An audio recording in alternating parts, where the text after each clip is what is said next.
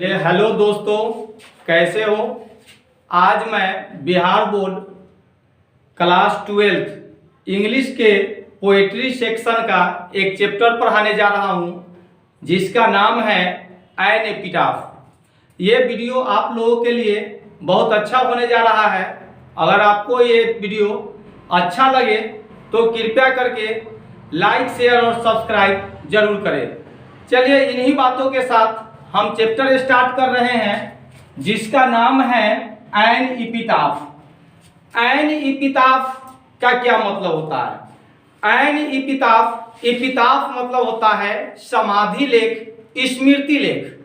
जैसे कोई आदमी मर जाता है तो उसको दफनाया जाता है, और जहां दफनाया जाता है वहां कब्र पे एक दीवार चारों तरफ से घेर कर और उस पर कुछ लिख दिया जाता है, जिसे हम एपिटाफ कहते हैं। उस पर कुछ लिखा हुआ होता है, उसे हम एपिटाफ कहते हैं। अब इन्हीं के साथ मैं इस चैप्टर को प्रारंभ करने जा रहा हूं। अब विश्वास है कि आप समझ गए होंगे कि एपिटाफ का मतलब क्या होता है। चलिए, an epitaph is a short poem.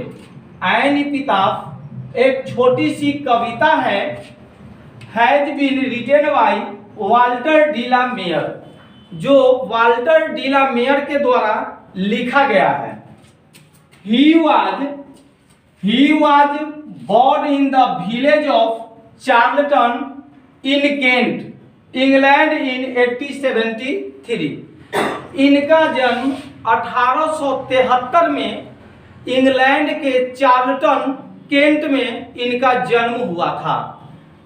He has written a number of poems for children।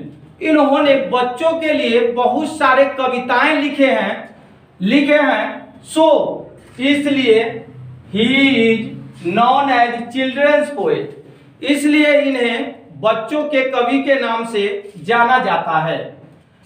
अब कहते हैं कवि कि इन दिस पोएम, इस कविता में द पोएट एक्सप्रेसेस। चलिए, यहां हम जानते हैं एक्सप्रेसेस का मतलब क्या होता है। एक्सप्रेस मतलब होता है व्यक्त करना, किसी भावना को व्यक्त करना। तो कवि जो है इन दिस पोएम, इस कविता में कवि expresses bad feeling for a very beautiful lady. इस कविता में जो कवि हैं एक बहुत ही सुंदर महिला के बारे में ये जो है बैड फीलिंग महसूस कर रहे हैं। अब यहां जानना है कि बैड मतलब होता है बुरा, और फीलिंग मतलब होता है महसूस करना, और ब्यूटीफुल मतलब होता है सुंदर, लेडी मतलब होता है महिला या औरत। अब कवि इस कविता में expresses bad feeling for a very beautiful lady. कवि इस कविता में एक सुंदर महिला के लिए बहुत ही बैड फीलिंग महसूस कर रहे हैं, और कहते हैं he wants to tell about. वे इस कविता में बताना चाहते हैं कि a beautiful lady which is in the epitaph. एक सुंदर महिला है जो एपिटाफ में है, समाधि में है, कब्र में है। She was most beautiful lady. वह जो है बहुत ही सुंदर महिला है। That was ever born in the west country. अब यहां जाने कि बॉर्न मतलब होता है जन्म लेना, एवर मतलब कभी, वेस्ट मतलब पश्चिम, कंट्री मतलब देश। वे कहते हैं कि she was most beautiful lady, वह बहुत ही सुंदर महिला है। That was ever born in the west country. ऐसी महिला फिर कभी पश्चिमी देशों में जन्म नहीं लेगी। ये कवि अनुमान लगाते हैं कि इतनी सुंदर है कि ऐसी महिला फिर पश्चिमी देशों में कभी जन्म नहीं लेगी। But when she was dead, लेकिन जब वह मरी, हर ब्यूटी वैनिसेस।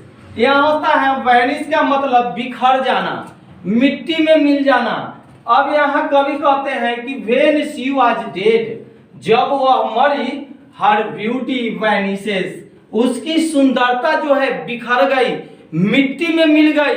अब दोस्तों, एक इसी पर मैं एक लाइन बोलना चाहता हूं कि किसी ने गाया है कि गोरे रंग पे न इतना गुमान कर, गोरा रंग 2 दिन में ढल जाएगा। अरे देखिए कवि जो इस महिला के बारे में बताते हैं, इन्हीं लाइनों के साथ मैं इस बात को कहने जा रहा हूं कि जिस तरह उस गाने में बोला गया कि गोरे रंग पे न इतना गुमान कर, गोरा रंग 2 दिन में ढल जाएगा, उसी तरह यहाँ कवि उस सुंदर महिला के बारे में बताना चाहते हैं कि ज्यों ही वो मरी उसकी सुंदरता मिट्टी में मिल गई, इसकी सुंदरता मिट्टी में मिल गई। When she dead, जब वह मरी, everything is cleared about herself, जब वह ब्यूटीफुल महिला, सुंदर महिला जब मरी, एवरीथिंग मतलब होता है सब कुछ, क्लियर्ड मतलब साबित करना, अबाउट मतलब के बारे में, हिमसेल्फ मतलब स्वयं, वे महिला जब मरी अपने बारे में सब कुछ क्लियर कर दी। The poet loved her so much, इसलिए कवि उस महिला से, उस लेडी से प्यार करते थे। That when she was dead, जब वह मरी, the poet was weeping bitterly, जब वह मरी कवि बहुत बुरी तरह रोए, इतनी रोए, आखिर क्यों नहीं मरेंगे, क्योंकि वो महिला जो थी कवि के प्रेमिका थी। वीपिंग बिटरली बहुत बुरी तरह रोए, वीपिंग मतलब होता है रोना, बिटरली मतलब बुरी तरह। When the poet listened about his beloved, चलिए यहाँ बताते हैं बिलव्ड, बिलव्ड मतलब होता है प्रेमिका और लिसन मतलब होता है सुनना।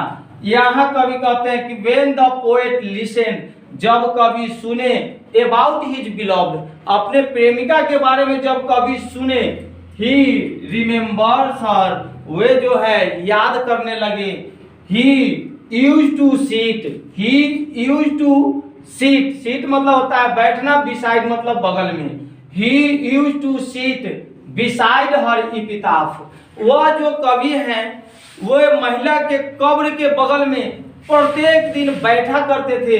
Where she was laid down, जहां उस सुंदर महिला को लेटाया गया था, दफनाया गया था, और कवि वहां जाके एपिटाफ के बगल में बैठ के और बहुत रोते थे, बुरी तरह रोते थे कि फिर ऐसी महिला फिर कभी पश्चिमी सभ्यता में जन्म नहीं लेगी, जो मरी, मरते मरते सब कुछ क्लियर करके चली गई।